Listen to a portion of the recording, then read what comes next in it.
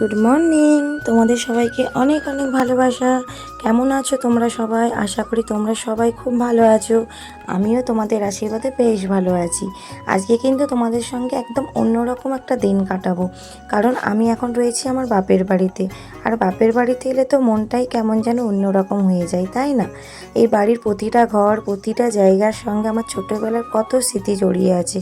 তাই ভাবলাম আজকে তোমাদের শুধু কাজকর্মই দেখাবো না, কাজ করতে করতে তোমাদের সঙ্গে আমার ছোটোবেলার কিছু গল্পও করব। তো চলো আজকের দিনটা তোমাদের সঙ্গে একসঙ্গেই শুরু করি। সকালবেলা ঘুম থেকে উঠেই প্রথমেই ফ্রেশ হয়ে নিয়েছি, তারপর চুলটাও একটু আঁচড়ে নিয়েছি আর সিঁদুরও পরে নিয়েছি। তো বাপের বাড়িতে এলেও তো আমি আমার সংসারের মানুষ, তাই নিজের মতো করে একটু সেজে গুজে থাকতেও ভালোবাসি। সকাল সকাল চুলটা আঁচড়ে সিঁদুর পরে মনে হলো চলো এবার কাজ শুরু করা যাক, কারণ তোমরা তো জানোই বাড়িতে যতই থাকি না কেন কাজ তো আর আমাকে ছেড়ে কথা বলে না। তো আজ প্রথমেই মাটির ঘরের বিছানাটা গুছিয়ে নিয়েছি। তো এই মাটির ঘরটা দেখলেই আমার ছোটোবেলার দিনগুলোর কথা মনে পড়ে যায়। তখন তো এত কিছু ছিল না, এই মাটির ঘর, মাটির উঠান আর একটা তক্তপোষ, এই নিয়েই আমাদের কত আনন্দ ছিল। তখন মনে হতো এই ছোট্ট ঘরটাই যেন আমাদের কাছে পুরো পৃথিবী। আজকে সময় বদলেছে, অনেক কিছু বদলেছে, কিন্তু এই ঘরটার প্রতি ভালোবাসাটা এখন একই রকম রয়েছে। দেখো ঘরটা মাটির হলেও যদি একটু পরিষ্কার পরিচ্ছন্ন করে বিছানাটা সুন্দর করে গুছিয়ে রাখা যায়, তাহলে কিন্তু দেখতে একেবারে খারাপ লাগে না। বরং আমার তো মনে হয় একটা ঘর সুন্দর হওয়ার জন্য অনেক দামি জিনিসের দরকার হয় না। ঘরটা পরিষ্কার পরিপাটি থাকবে, জিনিসপত্রগুলো নিজের জায়গায় থাকবে, তাহলেই ঘরটা দেখতে সুন্দর লাগে। ছোটোবেলায় কিন্তু এসবই এত বুঝতাম না। তখন শুধু খেলাধুলা, দৌড়াদৌড়ি আর সারাদিন কিভাবে সময় কাটবে সেই চিন্তাই ছিল। বিছানাটা মোটামুটি গুছিয়ে নিয়েছি আর আলনাটাও গুছিয়ে নিয়েছি। আর আলনার জামা কাপড় নয়, আলমারির মধ্যে থাকে, কারণ আমাদের এই মাটির ঘরে ইঁদুরের প্রচুর উৎপাত, তাই আলনায় কিছু গুছিয়ে রাখা হয় না। এবার চলে এলাম আর একটা ঘরে। এই ঘরটাও একটু এলোমেলো হয়ে আছে, তাই ভাবলাম এটাও তোমাদের সঙ্গে গল্প করতে করতে গুছিয়ে নিই। একটা একটা করে সব কিছু ঠিক জায়গায় রাখছি।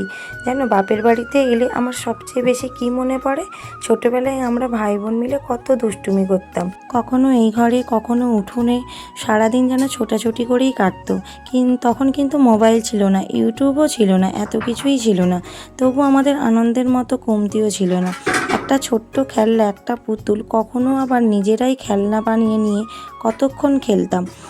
এখনকার বাচ্চাদের এত কিছু আছে, তবুও মাঝে মাঝে মনে হয় আমাদের ছোটোবেলার আনন্দটাই যেন আলাদা ছিল। সেই দিনগুলো আর ফিরে আসবে না।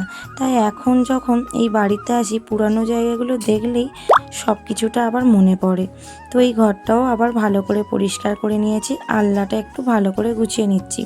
আর দুটো ভাইয়ের যা জামা কাপড় তোমাদেরকে আর কি বলবো, আলনাতেও ভর্তি, আবার একটা পাশের ঘরে দড়ি টাঙানো আছে তাতেও ভর্তি।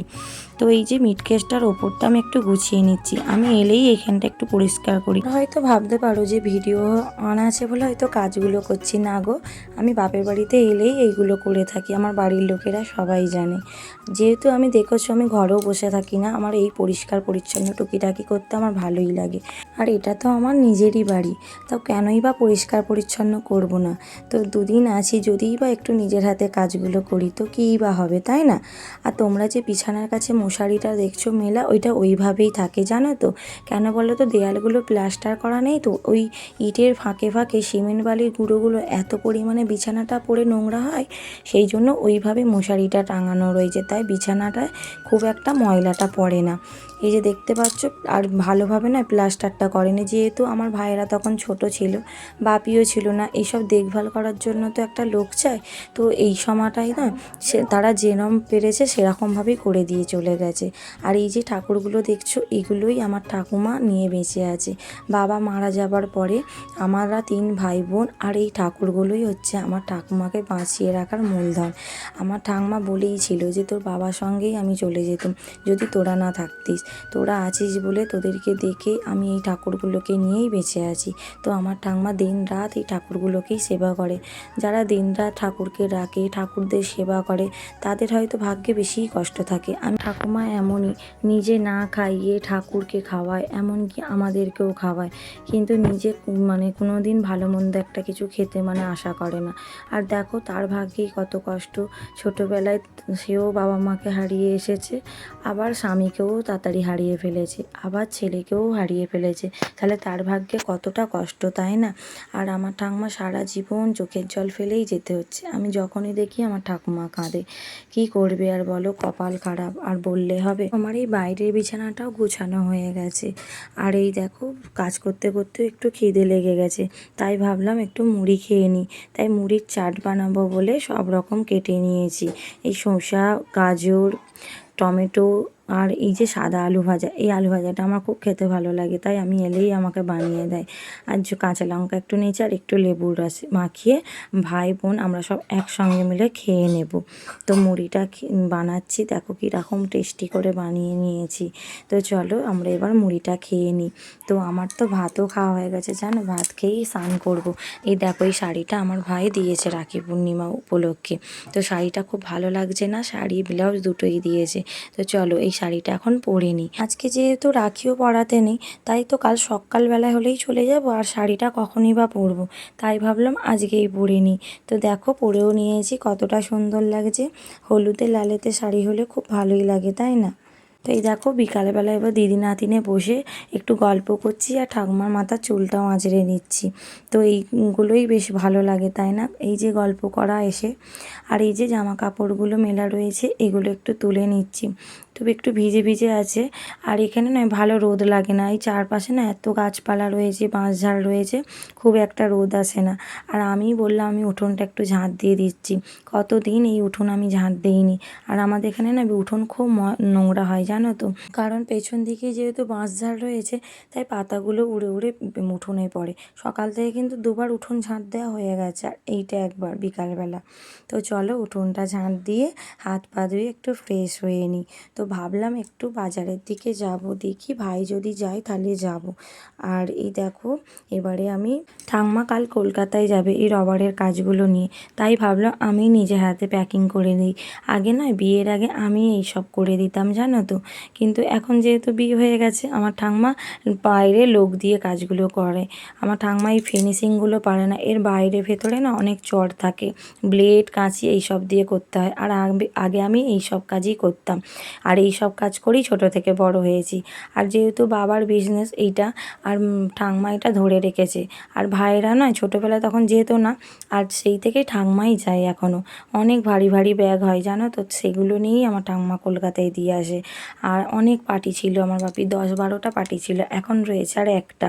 আর এই টুকটাক কোনো রকম করে, বলি যে আর করতে হবে না ছেড়ে দাও, বলছে যা হয়। তবু তো তোদের ট্রেন থেকে কিছু খাবার কিনে আনতে পারবো। আর আমার বাপিও জানো তো কলকাতায় গেলেই ট্রেনে করে যে খাবার বিক্রি হতো, দিলখুশ, চিপস, যাও না যাও আনতো। আর ঠাংমাও তাই করে, বাড়ির সবার জন্য নিয়ে আসে। আর এই দেখো আমি করছি দেখে আমার ছেলেও বলছে যে মা আমিও একটু করে দেখি কীরকম করছো। তো সেও করছে। আর আমি জানো তো এই সব কাজের পাশাপাশি আমি বাইরে থেকে আমাকে কাকারা কিছু মাল দিয়ে যেত, মানে এগুলো রবারের মালই বলা হয়। তো এই কাজগুলো দিয়ে যেত, এইগুলো তো আমি ব্লেড কাঁচি ফিনিশিং করে আমি ডেলি 500, কখনো 400, কখনো 300 এরকম ইনকাম করতাম। তো মোটামুটি একটা ভালোই ইনকাম করতাম। আর এই সব করেই না আমি বিয়ের আগে সব জিনিস বানিয়ে নিয়েছি। যেহেতু বাবা নেই আর ভাইরাও ছোট ছোট, তো মেয়েদের তো একটা শখ থাকে না, যতই বলুক যে কিছু চাই না এমনি নিয়ে যাবে, তবুও তো মেয়েদের একটা ইচ্ছা হয় যে আমি এটা নিজে হাতে করব, ওটা করব। তাই আমি সব জিনিস আমি নিজে হাতেই করেছিলাম। নিজের ইনকামের জিনিস পরা একটা আলাদাই আনন্দ, তাই না? তো এই দেখো একটা একটা করে আমি করে নিচ্ছি। আর স্ট্যাবলারটা নয় এত আটকাচ্ছে, আসলে স্ট্যাবলারটা দিয়ে না খুব একটা কাজ আর হয় না, তাই স্ট্যাবলারটা খুব আটকাচ্ছে। তো আমি কোনো রকমভাবে করে নিচ্ছি, আর আমার ছেলেও তো আমাকে দেখা দেখি করছে, করতে আর পারছে না। মা আমি করবো আমি করবো, আমি বলি না করতে হবে না, তুমি করতে পারবেও না। তো এই দেখো বসে বসে একটা একটা করে করে নিচ্ছি, বসেই আছি বলে আমি বললাম দাও করে দিই, যেহেতু কালকে আবার কলকাতায় যাবে তাড়াহুড়ো করে, তাই ভাবলাম দাও করে দিই। আর এই দেখো এইদিকে এইগুলো রেডি হয়ে গেছে, এখনও কিছুটা আসবে, সেগুলো রাত্রির বেলা করে দেবো। এগুলো একটাতে 1 ডজন করে রয়েছে, 1 ডজন ওই 52 টাকার মতন দেবে জানো তো। এখন কাজের সব কিছু রেট বেড়ে গেছে, কিন্তু পার্টিরা রেট বাড়াচ্ছে না, যেহেতু মেয়ে মানুষ পেয়েছে না, সেই জন্য ওরা রেট বাড়াতে চাইছে না। আর আমি আমার ননদের কাছ থেকেই একটা তাল নিয়ে এসেছিলাম, তো সেই তালটাই চেঁচে দিচ্ছি। আর এই দেখো এদিকে গরম গরম লুচি হচ্ছে, আর তার সঙ্গে হবে ছোলার ডাল। তো চলো লুচিগুলোও ভাজা হয়ে গেছে, তো দেখো দেখতে কতটা সুন্দর হয়েছে না।